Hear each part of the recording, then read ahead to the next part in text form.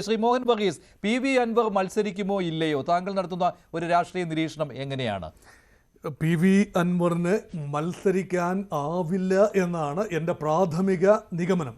കാരണം മത്സരിച്ചാൽ അത് കേവലം ഒരു 10,000 വോട്ടിനകത്ത് മാത്രമാണ് ലഭിക്കുന്നതെങ്കിൽ അദ്ദേഹത്തിൻ്റെ രാഷ്ട്രീയ മരണം അവിടെ സംഭവിക്കും. ഒരു സ്വതന്ത്ര സ്ഥാനാർത്ഥി എന്ന നിലയിൽ, അല്ലെങ്കിൽ തൃണമൂൽ കോൺഗ്രസിൻ്റെ മാത്രം സ്ഥാനാർത്ഥി എന്ന നിലയിൽ മുൻകാലങ്ങളിൽ ഉണ്ടായിരുന്ന ഒരു ഓറയോ ഗ്ലാമറോ ഒന്നും തന്നെ ഇല്ല. അൻവർ ഉയർത്തിയ ആൻറ്റി പിണറായിസം അത് UDFന് വോട്ടായിട്ട് മാറുകയും UDF ആണ് അവിടെ LDFനെ പരാജയപ്പെടുത്താൻ ഏറ്റവും നല്ല ഒരു ചോയ്സ് എന്ന് നിലമ്പൂരെ ജനങ്ങൾ തീരുമാനിച്ചാൽ അൻവറിന് PC ജോർജിൻ്റെ, പൂഞ്ഞാറിലെ PC ജോർജിൻ്റെ അതേ ഗതി വരും.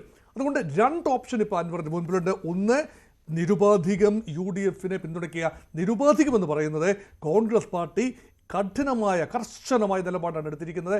അത് കോൺഗ്രസിനും UDFനും ഒന്നും അത്ര പരിചിതമല്ലാത്ത, സമ്മർദ്ദങ്ങൾക്കൊക്കെ വഴങ്ങുന്ന ഒരു പാർട്ടി എന്ന പേരുദോഷം മുൻകാലങ്ങളിൽ കേട്ടിട്ടുള്ള കോൺഗ്രസ് ഈ അൻവറിനെ ഷൗക്കത്തിന് കൈ കൊടുക്കുവാൻ PV അൻവറിന് കഴിയുമോ? രാഷ്ട്രീയമാണ്, ഒന്നും പറയാൻ പറ്റില്ല.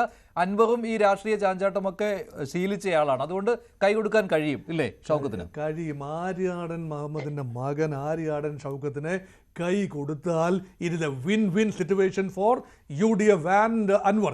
ഇത് അൻവറിന് നന്നായി അറിയാം, UDFന് നന്നായി അറിയാം. അതേസമയം കടുത്ത വിലപേശൽ അൻവർ ഈ സാഹചര്യത്തിൽ അടുത്ത 24 മണിക്കൂറിനുള്ളിൽ, ഇപ്പോൾ 1 മണിക്കൂറിനുള്ളിൽ പ്രഖ്യാപനം വരുമെന്ന് പറയുന്നു. അത് വന്നില്ല എങ്കിൽ ഇനി ഒരു 24 മണിക്കൂറും കൂടെ കാത്തിരുന്ന് കഴിഞ്ഞാൽ, അല്ലെങ്കിൽ പരമാവധി നാമനിർദ്ദേശം കൊടുക്കുന്ന ആ നിമിഷം വരെ കാത്തിരുന്ന് കഴിഞ്ഞാൽ യഥാർത്ഥത്തിൽ ഒരു തീരുമാനമെടുക്കേണ്ടി വരും അൻവറിന്. ആ തീരുമാനം മനസ്സില്ലാ മനസ്സോടെയാണെങ്കിലും UDF ക്യാമ്പിൽ പിന്നീട് ഇലക്ഷന് ശേഷം ഒരു ഘടകകക്ഷിയായി ചേർക്കാം, അല്ലെങ്കിൽ ഒരു അസോസിയേറ്റ് മെമ്പറായി ചേർക്കാം. അത് ഫുൾ മെമ്പറായി ചേർക്കാൻ സാധിക്കുമെന്ന് ഞാൻ ഇപ്പോഴും കരുതുന്നില്ല. കാരണം അൻവർ അവിടെ വിലപേശൽ നടത്തിയിട്ടുണ്ട്. അൻവർ ഇപ്പോൾ തന്നെ UDFലാണ് എന്ന രീതിയിലുള്ള വിലപേശൽ തുടങ്ങിക്കഴിഞ്ഞു. അദ്ദേഹത്തിന് ഒരു സീറ്റല്ല നിയമസഭാ തെരഞ്ഞെടുപ്പിൽ വേണ്ടത്, ഒന്നിലേറെ സീറ്റുകളാണ്. ഈ ലീഗിന്റെ മിക്കവാറും തിരുവമ്പാടി അദ്ദേഹം ആഗ്രഹിക്കുന്നുണ്ടാവും മത്സരിക്കുന്നതിന് വേണ്ടി. നിലമ്പൂർ സാധ്യമല്ലല്ലോ. അപ്പോൾ രണ്ടാമത്തെ സീറ്റ് കൂടി പറയുമ്പോൾ കോൺഗ്രസ് പറഞ്ഞിട്ടുണ്ട് അത് ലീഗിന്റെ അക്കൗണ്ടിൽ നിന്ന് ആയിക്കോട്ടെ എന്ന്. കോൺഗ്രസിന്റെ അക്കൗണ്ടിൽ നിന്ന് കൊടുക്കാൻ എന്തായാലും പറ്റില്ല. ഇങ്ങനെയുള്ള വിലപേശൽ അൻവർ നടത്തുകയാണ്. അതിനുവേണ്ടിയാണ് PK കുഞ്ഞാലിക്കുട്ടിയുമായുള്ള സന്ദർശനമൊക്കെ വരുന്നത്. ഏതായാലും ശ്രീ മഞ്ജുഷ്, മലപ്പുറത്തെ 18 സീറ്റിൽ 4 സീറ്റുകൾ കോൺഗ്രസ് പാർട്ടി മത്സരിക്കുന്ന സീറ്റുകളാണ്. 2 സീറ്റുകൾ ഏറനാടും വണ്ടൂരും നിലമ്പൂരും കോൺഗ്രസിൻ്റെ കിഴക്കൻ മേഖലാ സീറ്റുകളാണ്. മറ്റേ 2 ജയിക്കാൻ സാധ്യതയില്ലാത്ത 2 സീറ്റുകളാണ്. അങ്ങനെയുള്ള 4 സീറ്റുകളിൽ ഒന്നുപോലും കോൺഗ്രസിന് വിട്ടുകൊടുക്കാനാവില്ല, അൻവറിന് വേണ്ടി വിട്ടുകൊടുക്കാനാവില്ല. അടുത്ത തെരഞ്ഞെടുപ്പിൽ ആര്യാടൻ ഷൗക്കത്ത് ജയിച്ചു വന്നാൽ അൻവറിൻ്റെ ഏക ബുദ്ധിമുട്ട് വ്യക്തിപരമായ വിഷയമൊന്നുമല്ല. ആര്യാടൻ ഷൗക്കത്തിന് അടുത്ത തെരഞ്ഞെടുപ്പിൽ 2026 നിയമസഭാ തെരഞ്ഞെടുപ്പിൽ മത്സരിക്കാൻ കോൺഗ്രസ് സീറ്റ് കൊടുക്കേണ്ടി വരും. ആര്യാടൻ ഷൗക്കത്ത് അത് കുത്തക മണ്ഡലമായി മുന്നോട്ട് കൊണ്ടുപോകും. VS ജോയ് ആയിരുന്നു എങ്കിൽ, അതുകൊണ്ടാണ് VS ജോയുടെ പേര് മുൻകൂട്ടി പറഞ്ഞത്, ഒരുപക്ഷെ തിരുവമ്പാടിയിലേക്കോ വേറെ ഏതെങ്കിലും ഒരു സീറ്റിലേക്കോ മാറ്റാൻ സാധിക്കുമായിരുന്നു. ഇവിടെ വേരുറച്ചു കഴിഞ്ഞാൽ അൻവറിന് തിരിച്ചു വരാൻ സാധിക്കില്ല.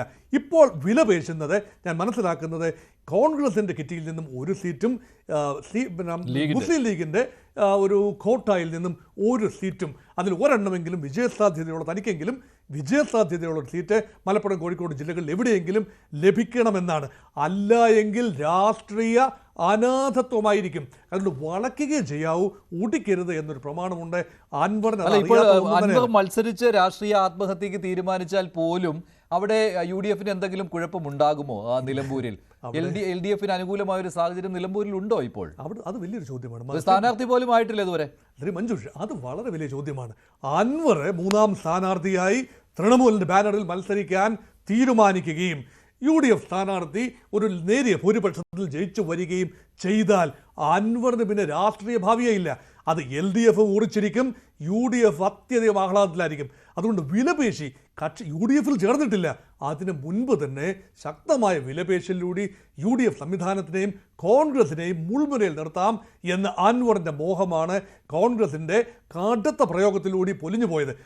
മാത്രമല്ല ഇപ്പോൾ LDF ആഗ്രഹിച്ചിരുന്നുവല്ലോ ശ്രീ VPP മുസ്തഫ, ഇവിടെ നിന്ന് എന്തെങ്കിലും കിട്ടുമെന്ന്, ആരെങ്കിലും പിണങ്ങി അങ്ങോട്ട് ഇറങ്ങുമെന്ന്. പക്ഷേ ആര്യാടൻ ഷൗക്കത്തിനെ പ്രഖ്യാപിച്ചതോടുകൂടി ആ ഒരു പ്രതീക്ഷയും പോയിരിക്കുകയാണല്ലോ LDFന്. സ്ഥാനാർത്ഥി നിർണയം നീണ്ടുപോവുകയാണ്. എന്താണ് പ്രശ്നം? മഞ്ജുഷേ, തീരെ ലഘുവായി കാര്യങ്ങളെ കാണരുത്. ഈ നിലമ്പൂർ മണ്ഡലം 2016 ഉണ്ടായതല്ലല്ലോ. അൻവർ